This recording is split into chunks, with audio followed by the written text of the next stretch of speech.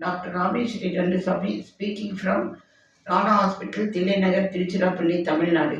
இன்று நான் பேசப் போகும் டாபிக் என்னன்னா, அடி இறங்குதல் அப்படின்னு என்று சொல்லப்படும் பெல்விக் ஆர்கன் ப்ரொலாப்ஸ். பெல்விக் ஆர்கனுங்கிறது யூட்ரஸ் மட்டும் பெல்விஸ்குள்ள இல்லை, லார்ஜர் கோலன், லார்ஜ் கோலன், அதுக்கப்புறம் யூரினரி பிளாடர் எல்லாமே இருக்கு.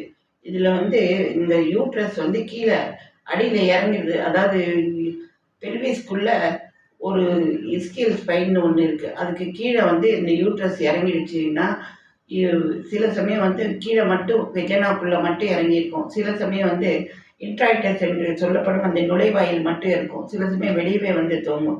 சில சமயம் எல்லா யூட்ரஸும் வெளியில் தங்கும், தொங்கும். அந்த இது ப்ரொலாப்ஸ். ப்ரொலாப்ஸில் 4 டைப் இருக்குது. Stage 1, stage 2, stage 3, stage 4. Stage 4ல் anterior vaginal wall, uterus, posterior vaginal எல்லாமே வெளியே தொங்கிடும். இப்போ இதில் யூட்ரஸ் மட்டும் கீழே இறங்காமல் சில சமயம் ஆன்டீரியர் வெஜினல் வால்லையும் சேர்த்து பிளாடர் மட்டும் கீழே இறங்கும். அந்த பிளாடருக்கு அதுக்கு பேர் சிஸ்டோசில்னு பேர். யூரித்ரா, அதாவது யூரின் மூத்திர குழாய் அந்த துவாரத்து பக்கத்தில் இருக்கிற ஆன்டீரியர் வெஜினல் வால் இறங்குச்சுன்னா அது பேர் யூரித்ரோசில். பவுச் ஆஃப் டக்லஸ்லேருந்து இன்டெஸ்டினோட சில சமயம் இறங்கியிருக்கும், அது பேர் என்ட்ரோசில். ரெக்டோசிலுங்கிறது ரெக்டம் மட்டும் கீழே இறங்கியிருக்கும். இது இந்த ப்ரொலாப்ஸோட சிஸ்டோசிலும் இருக்கலாம், என்ட்ரோசிலும் இருக்கலாம், என்ட்ரோசிலும் இருக்கலாம், ரெக்டோசிலும் இருக்கலாம், வெறும் ப்ரொலாப்ஸ் மட்டும் இருக்கலாம். ப்ரொலாப்ஸ் நிறைய குழந்தை பிறந்தவங்களுக்கு மெசல்ஸ் எல்லாம் ரிலாக்ஸ் ஆகி அது மாதிரி வர்றதுக்கு, இன்ட்ராய்டஸ் எல்லாம் நல்லா ஓப்பன் ஆகி ப்ரொலாப்ஸ் வர்றதுக்கு ரொம்ப காரணம். இப்போ எல்லாரும் ஒரு குழந்தை 2 குழந்தைக்கு மேலே யாரும் பெற்றுக்கிறது இல்லை. முதல்ல ஒரு 30-40 வருஷத்துக்கு முன்னாடி எல்லாரும் 4 குழந்தை 3 குழந்தை பெற்றுட்டு இருந்தாங்க. அப்போ இந்த பெரினியல் மசில்லாம் ரிலாக்ஸ் ஆகி இந்த மாதிரி ப்ரொலாப்ஸ் வர்றதுக்கு காரணமாக இருந்தது. ப்ரொலாப்ஸ் குழந்தை பெற்றவங்களுக்கு மட்டும்தான் வருமானா இல்லை. சில சமயம் கஞ்சனிட்டல், அதாவது பிறக்கும் போதே மசில்ஸ் எல்லாம் வீக்காக இருந்ததுன்னா, இது யங் ஏஜ்லேயே ஒரு 20ஸ்லேயே 20+லேயே சில பேருக்கு யூட்ரஸே வெளியில் தொங்கிடும். அது கன்ஜெனிட்டல் யூட்ரைன் ப்ரொலாப்ஸ்னு பேர். அதுக்கு அதையும் உள்ளே வச்சு இது பண்ணி தச்சு அதை சரி பண்ணிடலாம். ப்ரொலாப்ஸுங்கிறது வெளியில் யூட்ரஸ் தொங்கிட்டு ஒரு கட்டி மாதிரி வெளியில் ரோஸ் கலரில் தொங்கிட்டு இருக்கும்.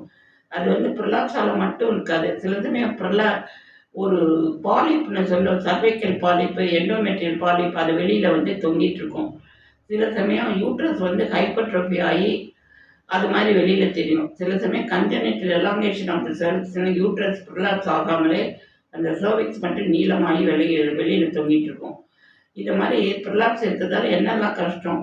முதல்ல நிறைய பேர் இந்த ப்ரொலாப்ஸ் இருக்கிறவங்க எத்தனையோ வருஷம் இதை பற்றி ஆப்ரேஷனே பண்ணாமல், இதை வேறு எதுவும் ட்ரீட்மெண்ட் பண்ணாமல் அப்படியே வச்சிட்டு இருப்பாங்க. இந்த மாதிரி இருக்கிறவங்க, இந்த ப்ரொலாப்ஸ் இருக்கிறவங்களுக்கு வெஜைனலில் எப்போ பார்த்தாலும் ஃபுல்னஸ் இருக்கிற மாதிரியே இருக்கும். வெஜைனாக்குள்ளே ஏதோ ஒரு அழுத்தம் இருக்கிற மாதிரியும் ஒரு ஹெவினஸ் இருக்கிற மாதிரி இருக்கும். சில பேருக்கு யூரித்ரோசில், சிஸ்டோசில் இருக்கிறவங்களுக்கு அடிக்கடி யூரின் வரும். சில சமயம் யூரினே வராமல் அடிச்சிட்டு இருக்கும். சில சமயம் ரெக்டோசில், என்ட்ரோசில்லாம் இருந்தாங்கன்னா அவங்களுக்கு மோஷன் போடுறதுக்கே இது மாதிரி கஷ்டப்படுவாங்க. இது ப்ரொலாப்ஸ் வர்றதுக்கு என்ன காரணம்னா, அடிக்கடி குழந்தை பெற்றுக்கிறது. சில சமயம் கன்ஜெனிட்டல் வீக்னஸாக இருக்கும். சில சமயம் பீரியட்ஸ்லாம் நின்ன பிறகு அந்த மசில்ஸ் எல்லாம் மெல்லிஸாகி, அதனால் லிகமெண்ட்லாம் கூட மெல்லிஸாகி ப்ரொலாப்ஸ் வர்றதுக்கு காரணம் இருக்குது. இன்ட்ராஅப்டமினல் ப்ரெஷர் அது ரொம்ப ஜாஸ்தியாக இருந்ததுன்னு வச்சுக்கோங்க. வெயிட்டை தூக்கும்போது வெயிட்டை தூக்கி அது மாதிரி இருந்ததுன்னா இன்ட்ராஅப்டமினல் ப்ரெஷர் அது ஜாஸ்தியாகவும் ப்ரொலாப்ஸ் வர்றதுக்கு காரணம் இருக்குது. சில சமயம் க்ரானிக் காஃப், எப்போ பார்த்தாலும் இருமிகிட்டே இருப்பாங்க. அந்த இருமலுக்கு டாக்டர்கிட்ட போய் ஏன் இருமல் வருதுன்னு பார்த்து சரி பண்ணிக்க மாட்டாங்க. அந்த மாதிரி இருக்கிறவங்களுக்கு ப்ரொலாப்ஸ் வர்றதுக்கு சான்ஸ் இருக்குது.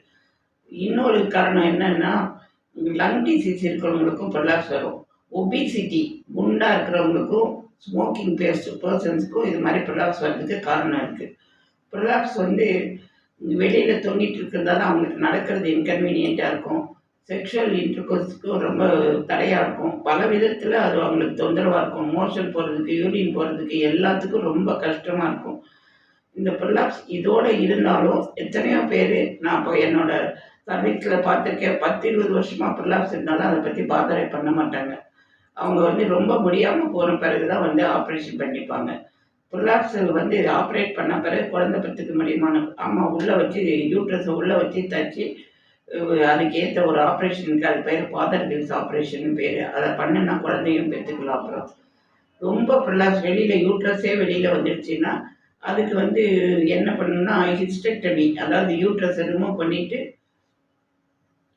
சிஸ்டோசில் ரிப்பேர், ரெக்டோசில் ரிப்பேர் எல்லாம் பண்ணிடணும். அப்புறம் வந்து பெல்விக் ஃப்ளோர் ரிப்பேர் எல்லாமே பண்ணுனா அது சரியாக போயிடும். திருப்பி பண்ணினாலும் மசில்லாம் ரொம்ப வீக்காக இருந்ததுன்னா, திருப்பி அவங்க வெயிட்லாம் தூக்கிட்டு இருந்தாங்கன்னா திருப்பி ப்ரொலாப்ஸ் வர்றதுக்கு சான்ஸ் இருக்குது. அது பேர் வால்ட் ப்ரொலாப்ஸ். வால்ட் ப்ரொலாப்ஸ்னா அப்பெக்ஸ் ஆஃப் த வெஜைனா மட்டும் கீழே வந்து அது தனியாக வந்து கீழே வந்து தூங்கிட்டு இருக்கும். அந்த மாதிரி பேர். ரொம்ப வயசானவங்களுக்கு வந்து ஆன்டீரியர் வெஜைனல் வாலும் போஸ்டீரியர் வெஜைனல் வாலும் சேர்த்து வச்சு தச்சு ஒரு சைடில் வந்து டிஸ்சார்ஜ் வர மாதிரி பண்ணிடுவாங்க. இந்த ப்ரொலாப்ஸ் இப்படியே இருந்துகிட்டே இருந்ததுன்னா என்ன பண்ணணும்னா சில சமயம் வந்து அப்படியே கன்ஜெஷன் ஆகி வீனஸ் கன்ஜெஷன் ஆகி டிக்குபிட்டஸ் அல்சர்னு சொல்லிட்டு அந்த கர்ப்பப்பை வாயில் வந்து புண்ணாக வந்துடும். புண்ணாக வந்து அது இன்ஃபெக்ஷன் ஆகி அதுலேருந்து white discharge, blood stain discharge எல்லாம் வரும். முதல்ல வந்து எல்லாருமே ப்ரொலாப்ஸ் இருக்குன்னு சொல்லி வருவாங்க.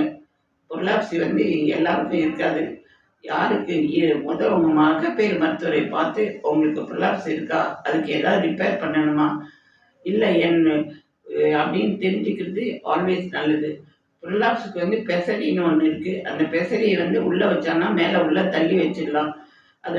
அந்த பெசரி வச்சானா 15 டேஸ்க்கு ஒரு தடவை, 4 வீக்ஸ்க்கு ஒரு தடவை அதை க்ளீன் பண்ணி திருப்பி போட வேண்டியிருக்கும். எல்லாருக்கும் வந்து அந்த டாக்டர்கிட்ட போயிட்டு இருக்கிறதுக்கு கஷ்டம். அதனால் பெசரி வந்து ரொம்ப இப்போல்லாம் ரொம்ப ரொம்ப பேர் போட்டுக்கிறது இல்லை. இது வந்து ஆக்சுவலாக வந்து சர்ஜிக்கல் ஆப்ரேஷன்னா வெளியில் ரொம்ப தொங்கிட்டு இருந்ததுன்னா சர்ஜரி பண்ணிக்கிறது தான் நல்லது. இந்த ப்ரொலாப்ஸை பற்றி பல விதமான விவரங்களையும் அதனுடைய ட்ரீட்மெண்ட் பற்றியும் சொல்லியிருக்கேன்.